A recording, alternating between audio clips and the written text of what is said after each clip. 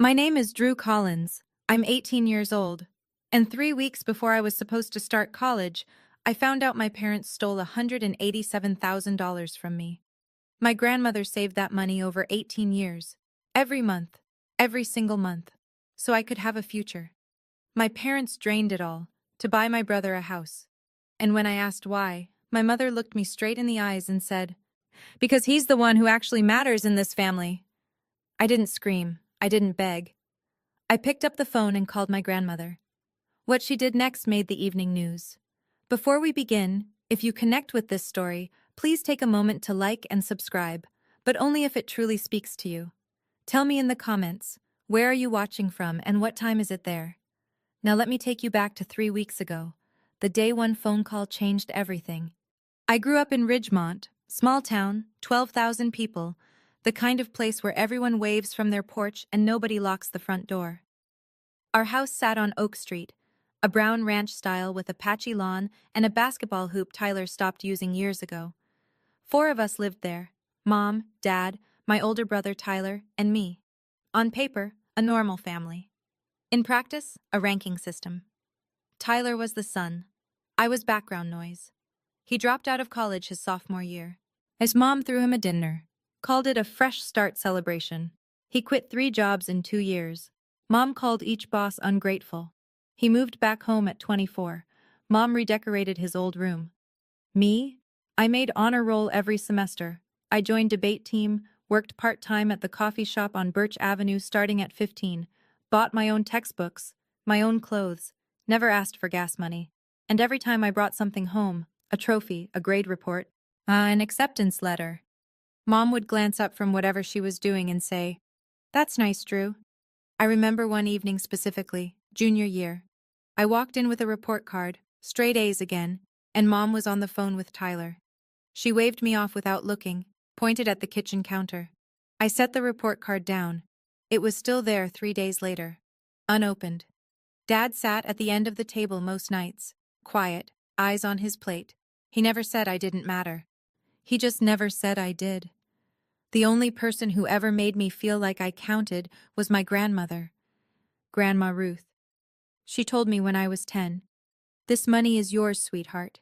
I saved it for your future." I never doubted that. Not once. I didn't know Mom had started draining the account the previous November. Let me tell you about my brother, Tyler Collins, 26, tall, easy smile, the kind of guy who walks into a room and everyone likes him. He got that from Mom, the charm, at the way people just gravitate. What he didn't get was follow-through. He enrolled at State, lasted 3 semesters, then told Mom the professors didn't understand his potential. She agreed. He tried sales, quit. Tried bartending, fired. Tried freelance graphic design, which mostly meant sitting in his apartment scrolling Reddit while invoices went unpaid. Every single time, Mom had an explanation. The system isn't built for creative people like Tyler. His boss was threatened by him. He just needs the right opportunity.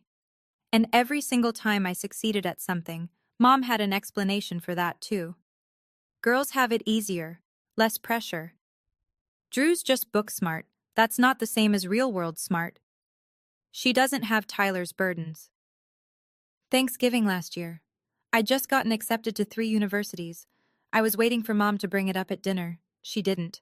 As instead, she stood at the head of the table, raised her glass, and said, "I want everyone to know, Tyler is going to do something incredible. I believe that with my whole heart." The table clapped. Uncle Jim, Aunt Patty, Cousin Sarah, everyone. Nobody mentioned my acceptances. Not one person. Dad sat at the far end, fork in hand, staring at his mashed potatoes like they held the answers to something. After dinner, my phone rang. Grandma Ruth. She wasn't at Thanksgiving. Bad knee that winter. But somehow she knew. Her voice was careful, deliberate. "Drew, I need you to keep everything I've ever sent you. Every envelope. You understand me?" I didn't understand. Not then. "Yes, Grandma. I will." I wish I'd asked why. 3 weeks before move-in day, a Tuesday in July, I'm sitting at the kitchen counter with my laptop open, finalizing my enrollment checklist. Housing deposit, paid from my coffee shop savings. Meal plan. Selected. Tuition. To be transferred from my college fund. I call the bank to confirm the wire instructions. Routine. I've rehearsed this call in my head for months. The woman on the line asks for my social security number, date of birth, account verification. I give her everything. Then silence. Not a pause. Silence. The kind where you can hear someone choosing their words. Miss Collins? I'm showing a current balance on this account of $214.36. I laugh. I actually laugh because obviously there's a mistake. I'm sorry. Can you check again? The account should have approximately 187,000. More silence. Keyboard clicking. Ma'am, I'm looking at the transaction history. There have been multiple withdrawals over the past 8 months. Amounts ranging from $9,000 to $15,000 per transaction. The withdrawals were authorized by the custodian on the account, a Mr. Roy Collins. My father. I don't say anything. The kitchen is so quiet I can hear the refrigerator humming. Through the window, I see Tyler's new truck in the driveway, the one he got last month. The one Mom said was a good deal from a friend. My hands aren't shaking. They should be, but they're not. Everything is just still. Like the world pressed pause and forgot to press play. $214 out of $187,000. 8 months. They'd been taking it for 8 months. I set the phone down gently, stood up from the counter, and I went to find my mother. She's in the living room, feet up on the ottoman, watching some renovation show, glass of iced tea sweating on the side table, completely at ease. Mom, where is my college fund? She doesn't flinch. He doesn't even look surprised. She picks up the remote, mutes the TV, and turns to face me like I've just asked about the weather. We used it for your brother's house. He needed it more than you do. The room tilts. Not physically, but something shifts inside me.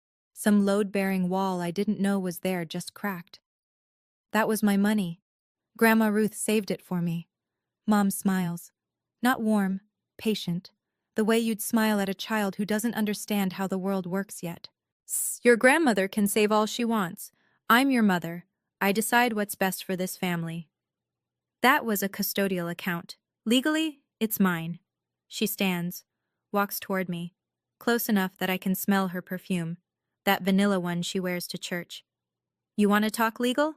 Fine, sue me. But remember who raised you, who fed you, who kept a roof over your head. She tilts her head, studies me. Tyler needed a stable foundation, a home, something real. You? She waves her hand like she's brushing away a fly. You'll figure it out, you always do. And then the sentence, the one I'll carry for the rest of my life. He's the one who actually matters in this family. She says it the way you'd state a fact. Sky is blue, water is wet. Your brother matters more than you. Then she unmutes the TV and sits back down. I'm still standing there, but something inside me has already left the room. And I close my bedroom door and sit on the edge of the bed. My hands are steady, my breathing is even. But inside, the math is already running. Tuition deposit, $5,000, due in 10 days. If I miss it, I lose my spot. If I lose my spot, the pending scholarship application, the one tied to enrollment, dies with it. 4 years of honor roll, debate trophies, recommendation letters, SAT prep at the library because I couldn't afford a tutor, all of it, gone. I have $812 in my checking account. That's 4 months of coffee shop tips. It won't cover the deposit, let alone a semester. I run through options. Student loans. I'd need a cosigner. Dad won't sign anything Mom doesn't approve. Financial aid emergency appeal. Possible, but slow. Too slow. I could beg. I could go back to that living room and get on my knees and ask my mother to please, please give me back my future. But I already know what she'd say. She'd say the same thing she's always said. Figure it out, Drew. You always do. That's the trick, isn't it? They took everything because they knew I wouldn't crumble. They counted on my resilience as permission to rob me. If I do nothing, if I stay quiet, swallow this, keep the peace like I've done my entire life, I lose $187,000. I lose college. I lose the only path I've built for myself out of this house, this town, this ranking system where I will always be second. I look at my phone. The screen lights up. Contacts. The name at the top of my favorites list. Grandma Ruth. I haven't called her yet. Not yet. Because I know, once I make that call, there's no coming back. I find Dad in the garage. His workbench is covered in wire strippings and electrical tape. He's been rewiring a junction box for a client. The radio plays low, classic rock. He doesn't look up when I walk in. Dad? His shoulders tighten. He knows. Did you sign the withdrawal forms? He sets down the wire cutters, stares at the wall behind the bench. There's a long, terrible silence, the kind that answers the question before any words do. Then he nods. Why? Your mother said it was the right thing for the family. For the family? Or for Tyler? He turns. His eyes are red at the edges. Not from crying, from not sleeping. I can see it now. The way his jaw clenches. The way his hands fidget. He's known this was wrong the entire time. Tyler is your brother. We're all family. The money, it'll come back around, Drew. Come back around. I repeat it. Let it sit in the air between us. $187,000 will just come back around. He looks away. Your mother thought. I'm not asking what Mom thought. I'm asking what you thought. You signed those forms, every single one, for 8 months. Nothing. He picks up the wire cutters again, holds them like an anchor. You signed away my future, Dad, and you can't even look at me. He doesn't look at me. He doesn't say another word. I leave the garage, walk through the kitchen, past the counter where my report card sat unopened for 3 days, past the living room where Mom's renovation show is still playing. I go to my room, I sit on the bed, I pick up the phone, and I call Grandma Ruth. She picks up on the second ring. Her voice is warm, the way it always is, like sun through a kitchen window. Drew, honey, everything all right? I tell her. All of it. The bank call, the balance, the 8 months of withdrawals, Dad's signature, Mom's face when she told me. Every word in order, without crying. When I finish, there is silence. 10 seconds, maybe more. Then her voice comes back. And it's different. Not warm anymore, sharp, controlled, like a blade wrapped in velvet. They took all of it? Yes. Grandma. When? Over the last 8 months. Your father signed? Yes. And your mother knew? She planned it. Another silence. I hear her breathing, slow, deliberate, the way she breathes when she's thinking, really thinking, about what comes next. Drew, listen to me carefully. Her voice is steady now. No tremor, no hesitation. That money is yours, not theirs, not the family's. Yours. Do you understand me? Yes, ma'am. I have every document, every single one. From the day I opened that account. Something in my chest loosens. Not relief exactly, more like the moment you realize you're not alone in a dark room. Grandma, I don't know what to do. You don't need to know yet. That's what I'm here for. A pause. Are you safe? Do you need to come to my house tonight? I'm okay. Tomorrow morning, 8 o'clock. My kitchen table. Bring everything I've ever mailed you. Every envelope, every letter, every document. But can you do that?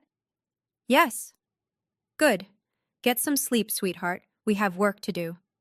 I hang up and stare at the ceiling. She'd kept copies, all 18 years. She'd kept everything. I wonder, had she always known this might happen? Morning. I'm pulling on my shoes by the front door when Mom appears in the hallway. Hair done, lipstick on, arms crossed. Where are you going? Grandma's house. Her face changes. Not anger, something colder. Recognition. It's like she's been waiting for this move and already has a counter prepared. You called your grandmother about this. It's her money she saved. She deserves to know. Mom steps closer. Her chin trembles, right on cue. Drew, you are tearing this family apart. Do you understand what you're doing? The tears arrive. Practiced, precise. Your grandmother doesn't understand our situation. She never has. She's always judged me. This isn't about judgment. Mom. You're choosing her over your own mother, after everything I've done for you. I watch her perform. The quivering lip, the hand pressed to her chest. I've seen this exact routine 100 times. when Dad questioned the credit card bill, when Tyler's landlord called about late rent, when Aunt Patty asked why I wasn't in the Christmas card photo. Cry, deflect, reframe. Make yourself the victim. Dad stands behind her in the hallway, arms at his sides, silent. A witness to everything, as a participant in nothing. I'm not destroying this family, Mom. You did that when you stole from me. Her eyes go flat. The tears stop like someone turned off a faucet. Be very careful, Drew. I step past her. She doesn't move to block me. She doesn't need to. She's already reaching for her phone as I walk out the door. I'm barely in the car when I see it through the window. Mom pacing the kitchen, phone to her ear, gesturing wildly. She's calling Tyler, I'm sure of it. And damage control has already begun. Grandma Ruth's house sits on Maple Street, a small white cottage with blue shutters and a porch swing that's been there since before I was born. Hydrangeas along the walkway. Wind chime by the door. It always smells like coffee and lavender inside. She's waiting at the kitchen table, reading glasses on. A blue folder open in front of her, and beside it, a second folder, and a third. I stop in the doorway. Grandma, how long have you had all that? 18 years, she says without looking up. Sit down. I sit. She slides the first folder across the table. Inside, the original UTMA account opening document. My name, Drew Collins, beneficiary. Dad's name, Roy Collins, custodian. Dated the month I was born, notarized. Second folder, annual account statements, every single year. 18 of them, organized chronologically with color-coded tabs. Third folder, the most recent statement. Then current balance, $214.36. She taps it with her finger. I requested these from the bank every January. Every year, because I know my daughter. She looks up at me over her glasses. I love Diane. But I have never trusted Diane with money. My throat tightens. You knew this could happen. I hoped it wouldn't. She closes the folder gently. But I prepared for the possibility.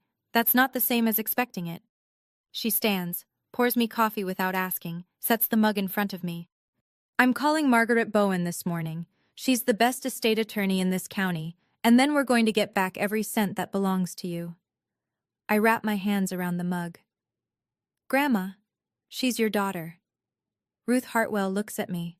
Her eyes are steady, clear, 74 years old, and absolutely unshakable. And you're my granddaughter, and what she did is a crime.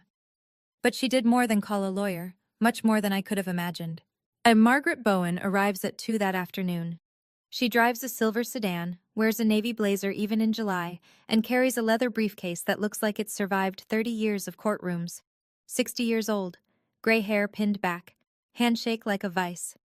She sits at Grandma Ruth's kitchen table, puts on reading glasses, and goes through every document in those blue folders, page by page. 20 minutes of silence except for the occasional sound of paper turning. And then she takes off her glasses and sets them down. Mrs. Hartwell, this is straightforward. She looks at me. Drew, this is a UTMA account, Uniform Transfers to Minors Act. The money in this account has belonged to you since the day your grandmother deposited it. Your father was named as custodian, meaning he had a fiduciary duty to manage it solely for your benefit. She taps the final statement. At withdrawing $187,000 to purchase a home for another family member is not managing it for your benefit. It is a clear violation of fiduciary duty, and given the amount, this constitutes felony theft of custodial funds under state statute. The word felony hangs in the air like smoke. What are Drew's options? Grandma Ruth asks. 2 paths: civil lawsuit for restitution, getting the money back, and a criminal complaint filed with the district attorney's office. Margaret pauses. You can pursue one or both.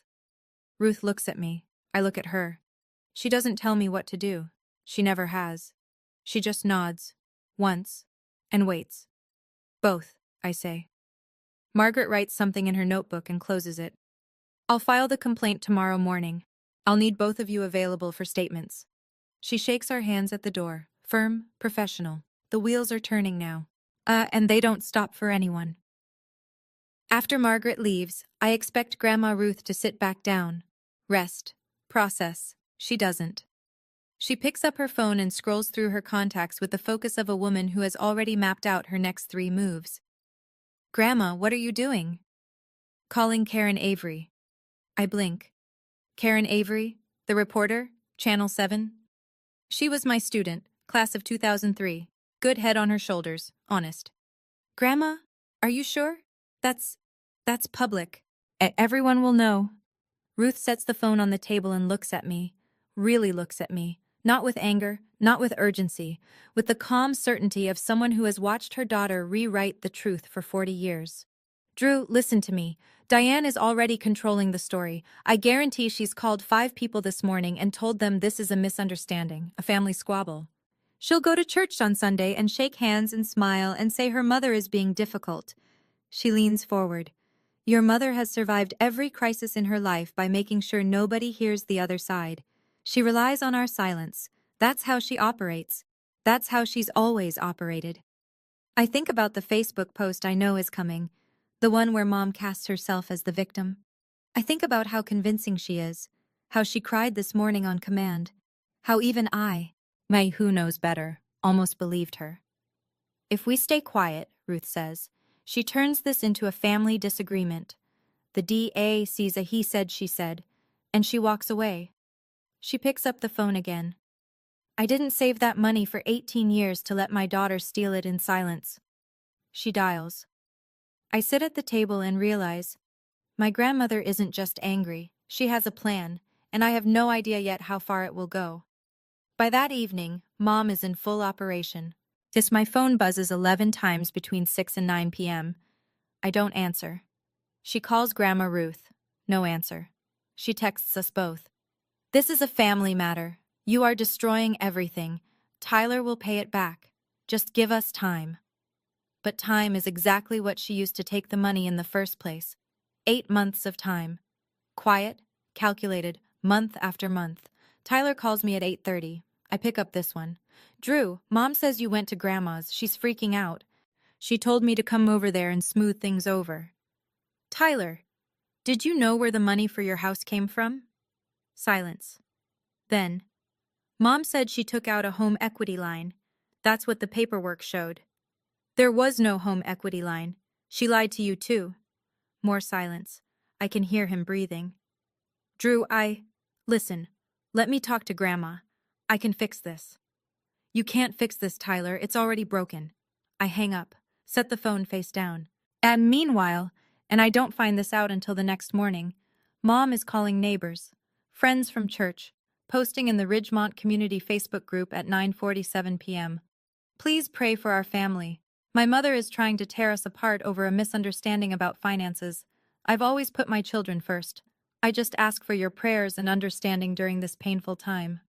62 reactions by midnight. Hearts, prayer hands. Stay strong. And Diane. She was already rewriting the story. That's what she does. She was never going to stop. Not until someone told the truth louder. And right about then, I didn't know. But Grandma Ruth was sitting in her kitchen, drafting an email to Karen Avery with 3 blue folders at her elbow. I sat in my room that night staring at Mom's Facebook post. 62 people sending her prayers. And I thought, am I the one in the wrong here? She called it a misunderstanding. A part of me, and the part that spent 18 years wanting her to love me, wanted to believe that. But $214 in my account is not a misunderstanding. That's a choice. And her choice didn't include me. If your mother took $187,000 from you and called it a family decision, would you believe her? Or would you keep going like I did? Tell me in the comments. 2 days later. Saturday, my high school graduation party. I don't want to go. And it feels like walking into a stage play where everyone has the wrong script.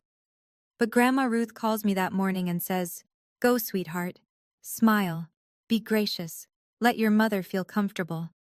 Something about the way she says it makes me think this is part of a larger design. But I don't ask. The party is at our house on Oak Street. Mom has gone all out. Streamers in the school colors.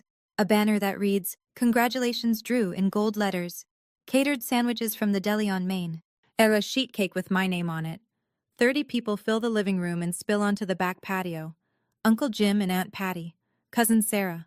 3 of my teachers, including Mrs. Patterson, who taught me AP English for 2 years. Neighbors. Mom's church friends. A few of Dad's work contacts.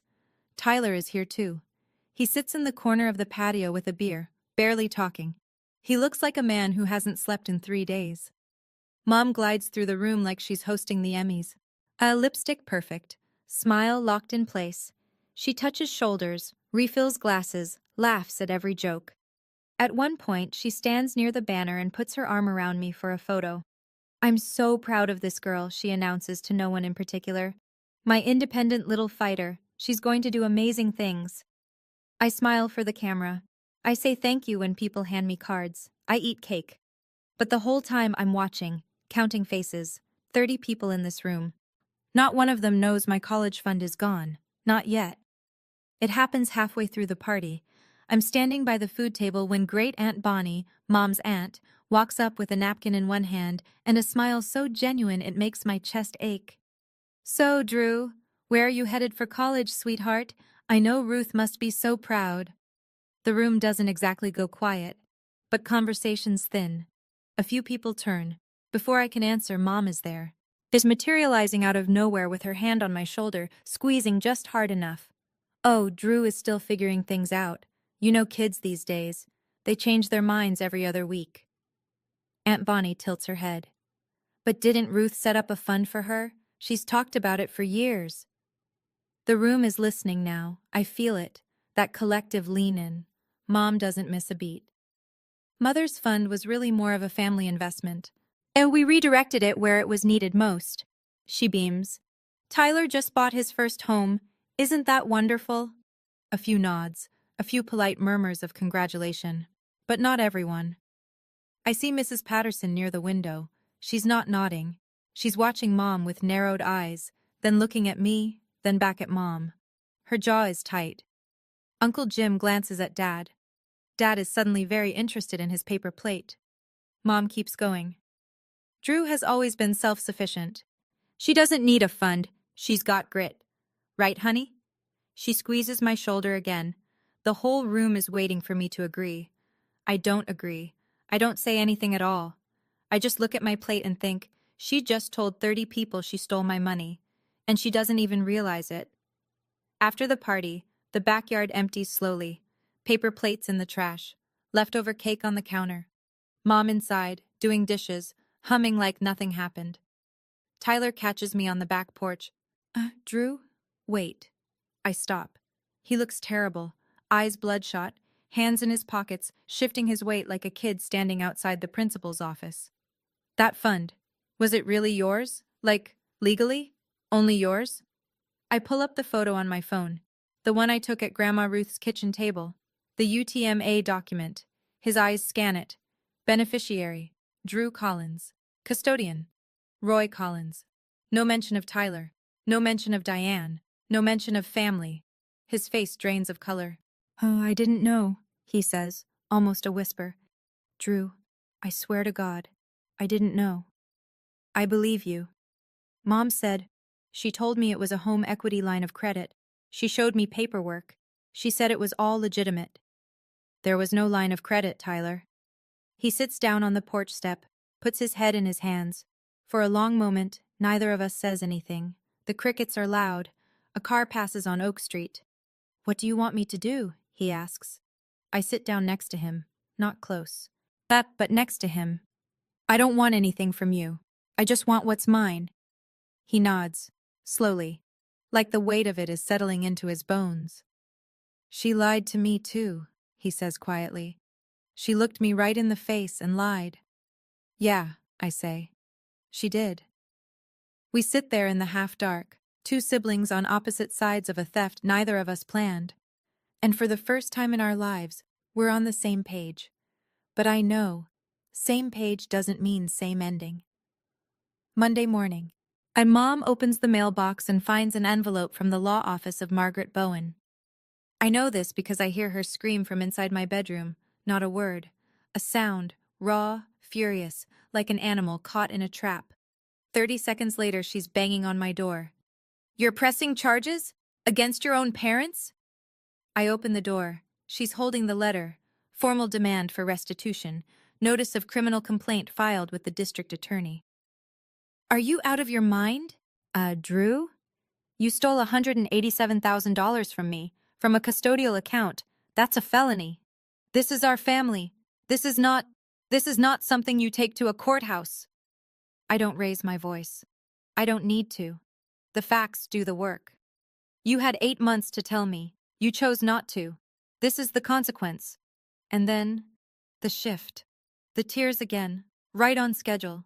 She crumples the letter against her chest. Her lip quivers. Her voice drops to that wounded whisper she's perfected over decades. I was trying to help this family. Both my children. You don't know the pressure I've been under. Tyler didn't need my college fund, Mom. Her eyes harden. The tears evaporate.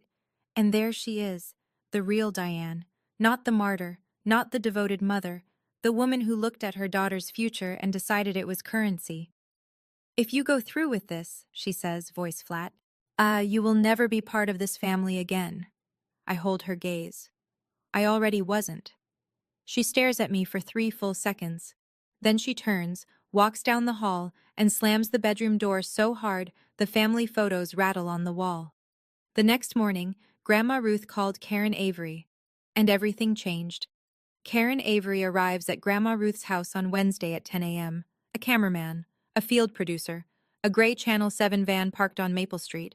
Karen is in her early 40s, and sharp eyes. She shakes Grandma Ruth's hand at the door and says, Mrs. Hartwell, I haven't seen you since sophomore English. You were a terrible speller, Ruth says, but an excellent listener. That's what matters today. They sit at the kitchen table. The blue folders are open, camera rolling. Ruth tells the story the way she does everything, calmly, completely without embellishment. 18 years of saving. $500 to $800 a month from a teacher's salary and pension. A total of $187,000, including investment returns, all deposited into a custodial UTMA account for her granddaughter, Drew Collins. She slides the documents across the table. Opening paperwork, annual statements. The final balance, $214. My daughter and her husband withdrew every penny, she says, looking directly into the camera. They used it to purchase a house for their son, not for Drew. Drew did not receive a single cent. Karen asks, And you're filing criminal charges against your own daughter? Ruth folds her hands, steady, unshakable. I love my daughter. I will always love my daughter. But I love justice more. And Drew deserves justice. That money was never mine to give Diane. It was never Diane's to take. It belonged to Drew from the day I deposited the first dollar. The camera holds on her face for a long moment. 74 years old, retired school teacher, backbone of steel. Karen Avery thanks her, packs up, and tells us the segment will air on Thursday evening's broadcast. 48 hours. In 48 hours, the whole town will know. Thursday, 6 o'clock news. I watch from Grandma Ruth's living room. She sits in her armchair, hands folded in her lap, eyes on the screen. And neither of us speaks. The segment runs 4 minutes. Karen Avery narrates over B-roll of our town, the courthouse, the bank on Main Street, the high school. Then Grandma Ruth's face fills the screen. Her voice, steady and clear, carrying the truth into 12,000 living rooms. Grandmother accuses daughter of stealing grandchild's $187,000 college fund. It goes exactly the way you'd expect, and then further. By 8 p.m., the Ridgemont Community Facebook group is on fire. Oh, hundreds of comments, shares, people tagging people. Mrs. Patterson, my AP English teacher, writes, I taught Drew Collins for 4 years. She earned every grade, every award, every opportunity. That girl deserves better than this. 87 likes in 20 minutes. Parents start posting, I have a UTMA for my son, checking it right now. Does this happen? Can a parent just take the money? I'm calling my bank tomorrow. I scroll through comments from Ruth's couch, and most are supportive. A few are cautious. There are 2 sides to every story. But when Karen Avery posts a link to a legal explainer about custodial accounts, even the cautious ones go quiet. Mom is watching. I know because Tyler texts me at 8:22 p.m. Mom saw the news. She tried to call the station. They wouldn't pull it. Then a second text. I saw it too. I'm so sorry, Drew. I'm going to make this right. The story gets picked up by a station at the state level by Friday morning. Ridgemont has never seen anything like this, and it's only the beginning. Mom's counterattack comes Friday at noon, a long, carefully worded Facebook post on her personal page. The story you saw on the news tells only one side. I am a loving mother who has sacrificed everything for both my children. The funds were used for our family's future. My mother and I have had our differences for years, and I'm heartbroken that she chose to make them public. I ask for privacy, compassion, and prayers during this incredibly difficult time. It gets 114 reactions in the first hour, but something interesting happens underneath. The comments split, and not in her favor. Diane, a custodial account belongs to the child. That's the law. I've known Ruth Hartwell for 30 years. She doesn't lie. If it was a family decision, why didn't Drew know about it? One by one, the prayer hands thin out, the stay strong messages slow. People who were at my graduation party start going quiet. Uncle Jim deletes his comment. Mom gets removed from the Ridgemont Women's Auxiliary Group on Saturday. The church prayer chain coordinator calls and suggests she step back from leadership for a season. Neighbors stop waving. And then, a private message lands in my inbox from a name I don't recognize at first. Sandra Mullen, Mom's college roommate. Drew, I'm sorry for what you're going through. I want you to know, your mother borrowed $3,000 from me last year and never paid it back. When I saw the news, I wasn't surprised. I was just sad. I stare at the message. $3,000. Another person. Another lie. Mom's narrative is collapsing, not because anyone is attacking her, but because the truth has its own gravity. And gravity doesn't need permission. The following Wednesday, Margaret Bowen calls. Drew, I have an update. The district attorney's office has formally opened an investigation. They've subpoenaed the bank records. I'm sitting on Grandma Ruth's porch. It's a warm morning. The wind chime is turning slowly. What does that mean exactly? It means they're reviewing every withdrawal, every authorization, every signature. With $187,000 in documented custodial transfers used for a non-beneficiary purchase, this is textbook. But I would be very surprised if charges aren't filed. Textbook. My family reduced to a legal textbook example. What kind of charges? Felony theft. Given the amount, both your mother and father could face serious consequences. We're talking probation at minimum, potential prison time at maximum. I close my eyes. The wind chime makes a soft, clear sound. Is there a way? If they pay it back, can this stop? Restitution can be a mitigating factor in sentencing, but the DA makes charging decisions independently. Once the complaint is filed, it's not yours to withdraw. I call Grandma Ruth after I hang up. She's inside, making lunch. I'm scared, Grandma. Of what? That they'll actually go to prison. They're my parents. Ruth is quiet for a moment. A long moment. And when she speaks, her voice is the gentlest it's been through all of this. Drew, you didn't put them there. They put themselves there. Every signature, every withdrawal, every lie. But that was their choice, not yours. I nod, even though she can't see me through the screen door. Now come inside. Soup's getting cold. I go inside. I eat the soup. But my mind is somewhere else. Because Tyler is about to do something none of us expected. Tyler calls on a Friday afternoon. His voice sounds different, quieter, older somehow. Drew, I talked to a lawyer. My own lawyer, not Mom's. Okay. I'm giving back the house. I'm standing in Grandma Ruth's kitchen as I set down the glass I'm holding. Tyler, the house is in your name. I know. And it was bought with your money. I can't live in it. I've been lying awake every night staring at the ceiling of a house my little sister paid for without knowing it. I'm done. He tells me the plan. He'll list the house for sale. The proceeds go directly into a restitution account. Margaret Bowen will oversee the transfer. Clean, legal, documented. My lawyer says I'm not legally obligated, Tyler continues. I wasn't the custodian. I didn't sign anything. I didn't know. Then why are you doing this? Because it's right, and because... He pauses. His voice cracks just slightly. Because I can't be the person Mom turned me into. I won't. I don't say anything for a moment. The kitchen is quiet. Grandma Ruth is in the next room. I can hear her turning pages. Tyler, she told you it was a loan. She told me a lot of things. Another pause. I went through the paperwork she gave me. Bet the home equity line of credit documents? They're fake, Drew. There's no HELOC, no lender, no loan number. She fabricated them. The air leaves my lungs. Mom didn't just steal from me. She built a paper trail of lies to cover it. She forged documents. She lied to her own son's face. Thank you, Tyler, I say, because it's all I can manage. Don't thank me. I should have asked questions a long time ago. He hangs up. I sit down at the table and stare at the wall. This family is broken. But maybe not all of it. 2 weeks later, the DA makes it official. Diane Collins and Roy Collins are formally charged with felony theft of custodial funds. The amount?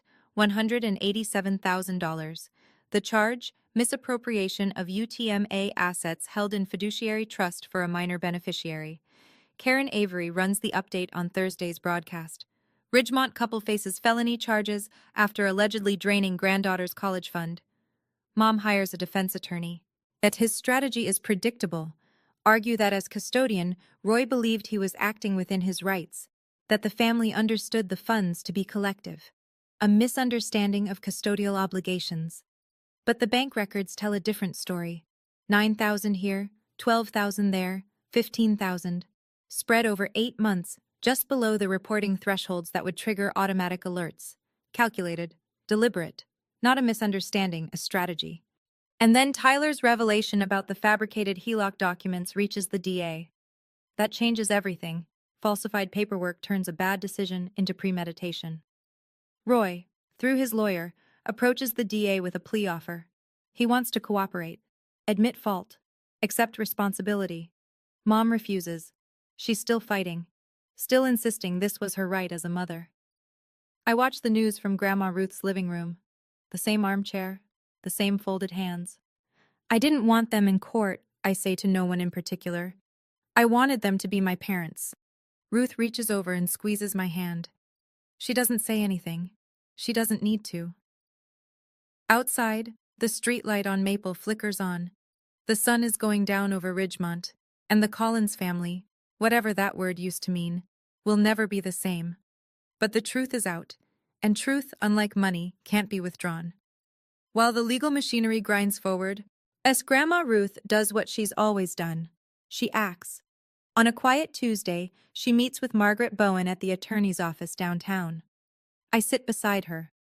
Margaret has paperwork spread across the conference table, but this time, it's not about the case. It's about the future. I want to establish an irrevocable trust, Ruth says. For Drew, no family member as trustee, a corporate trustee, the bank. Margaret nods. That's the safest structure. No individual access except Drew, and only after she turns 21. Distributions limited to education and essential living expenses. Ruth opens her purse and pulls out a cashier's check. She slides it across the table. $42,000. I stare at it. Grandma, that's everything I have left. She says it plainly, like she's telling me the time.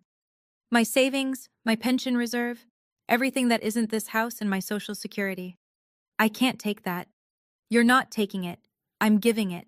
But the same way I gave the first dollar 18 years ago. She puts her hand on mine. Her fingers are thin, warm. It's not 187,000, but it's enough to start. I cry. For the first time since this whole thing began, I sit in a lawyer's office and cry like I'm 10 years old. Ruth doesn't tell me to stop. She doesn't say it'll be okay. She just holds my hand and waits until I'm done. You are worth every penny, Drew. You always have been. Margaret files the trust paperwork that afternoon. $42,000. Protected, untouchable, waiting for me.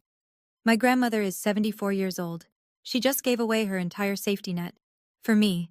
Because she believes I'm worth it. And for the first time in a long time, I believe it too. Consequences don't arrive all at once. They accumulate like snow on a roof. Quiet at first, then heavy enough to change the structure. As Mom gets let go from her part-time job at Ridgemont Floral. Mrs. Garza, the owner, calls her into the back room on a Monday and says, "Diane, I can't have someone facing felony charges representing my shop. I'm sorry. Mom tells Dad it's because business is slow. Dad knows better. He doesn't say anything.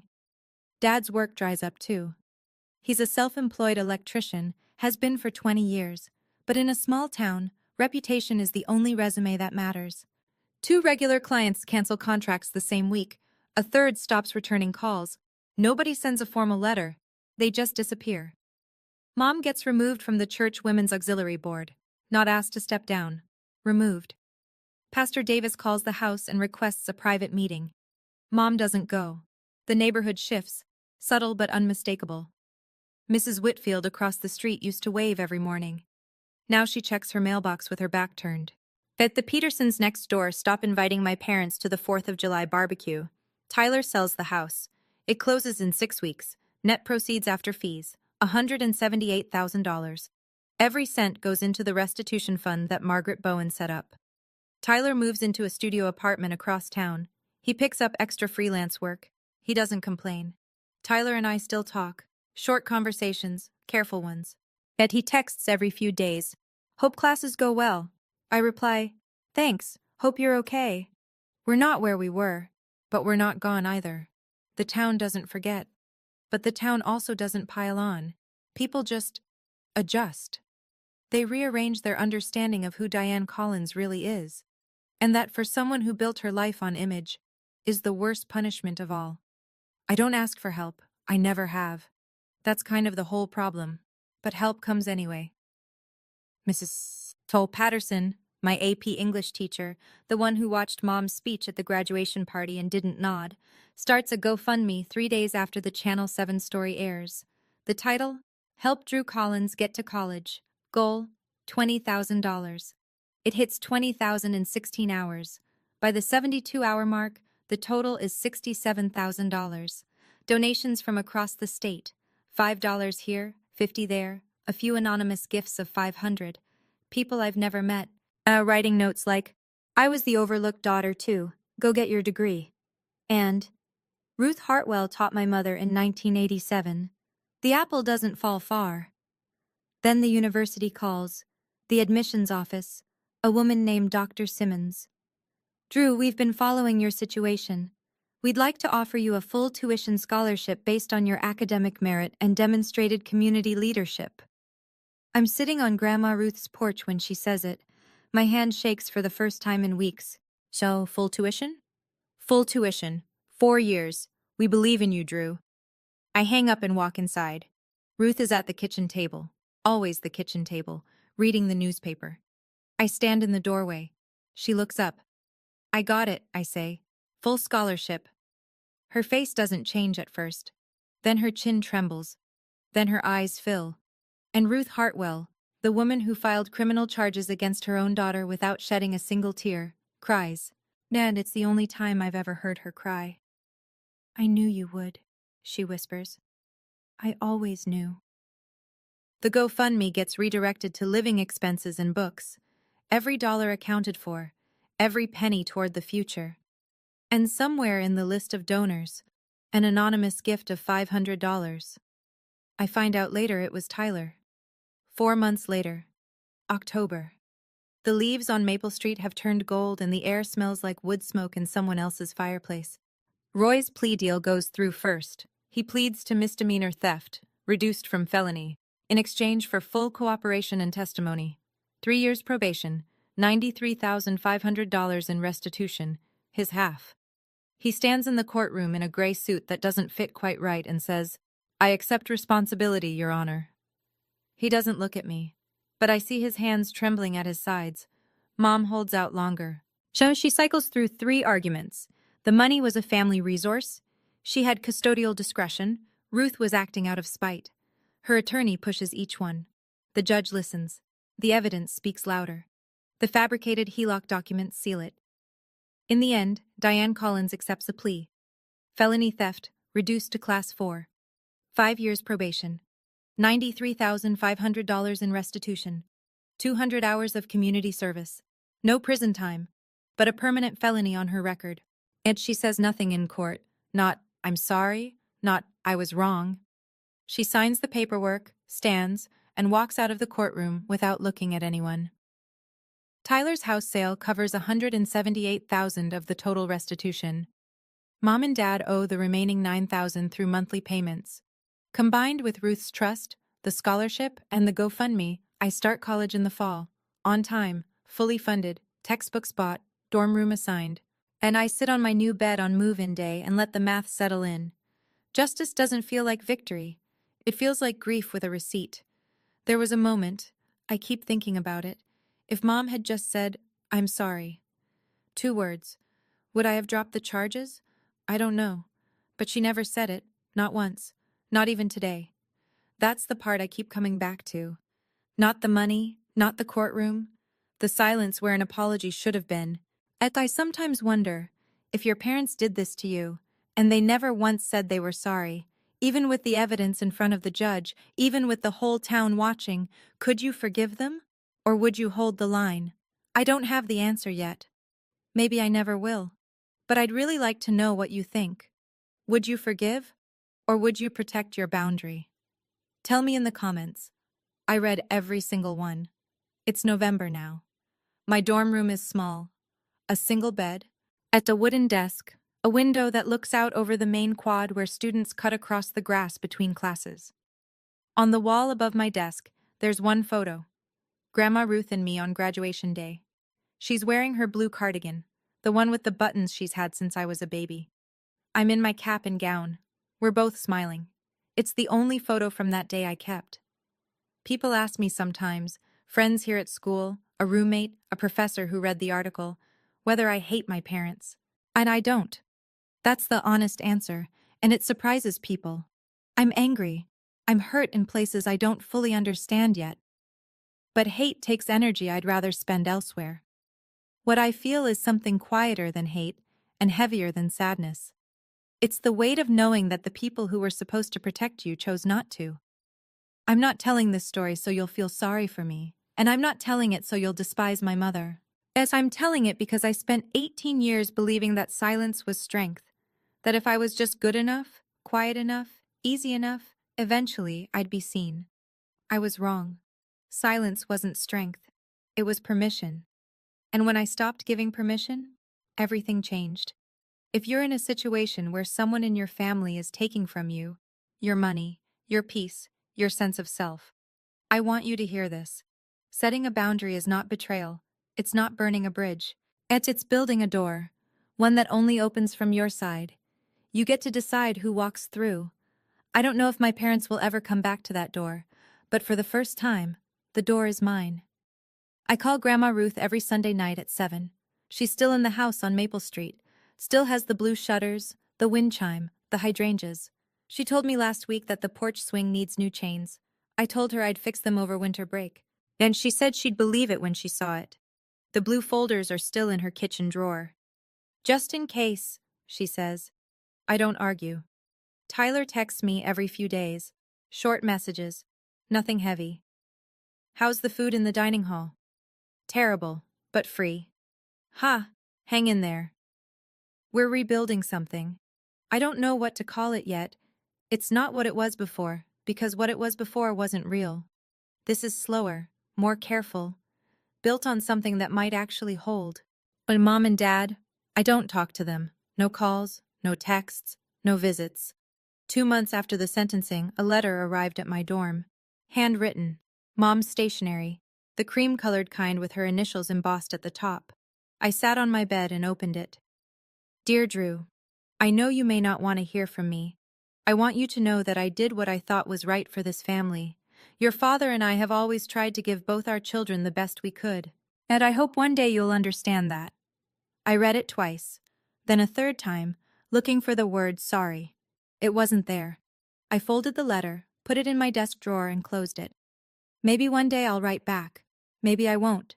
But that choice, for the first time in my life, is mine. I look out the window at the quad. Students walking to class in the cold. Breath visible. Futures ahead of them. Mine too. For the first time in my life, my future is in my own hands. If you're still here, if you stayed through all of it, thank you. I know this story is heavy. I know it's the kind of thing that makes you want to check on the people you love and double-check the accounts you thought were safe. I know because I felt all of that, and I lived it. I didn't tell you this for pity. I didn't tell you this for revenge. I told you because somewhere out there, someone is sitting in their bedroom right now, staring at a bank statement that doesn't make sense. And they're wondering if they're crazy. They're wondering if it's worth the fight. They're wondering if standing up means losing everything. It might. I won't lie about that. I lost my parents. I lost the version of my family I thought I had. I lost months of sleep and years of trust. But I gained something too. I gained my future. I gained my self-respect. I gained a grandmother who taught me that love and accountability aren't opposites. They're the same thing. And I gained this. The knowledge that I am not the person who sits quietly while someone takes what belongs to me. Not anymore. If that speaks to you, if you've been the quiet one, the overlooked one, the one who keeps the peace at the cost of your own peace, I hope you hear me. You are worth standing up for. Even when the person you're standing up to shares your last name. And Grandma Ruth, if you're listening, thank you for every envelope, every dollar, every Sunday phone call. I love you, more than I know how to say. Thank you for staying until the very end. If this story made you feel something, please hit subscribe and tap that notification bell so you don't miss what's coming next. And if you've ever dealt with a family member who took something that was yours, money, trust, your sense of belonging, I want to hear your story. Drop it in the comments. I read every single one, and so does this community. There's another story linked in the description about a woman whose in-laws tried to seize her inheritance at a family dinner in front of 40 guests. The way she handled it? You'll want to see how that one ends. I'll see you there.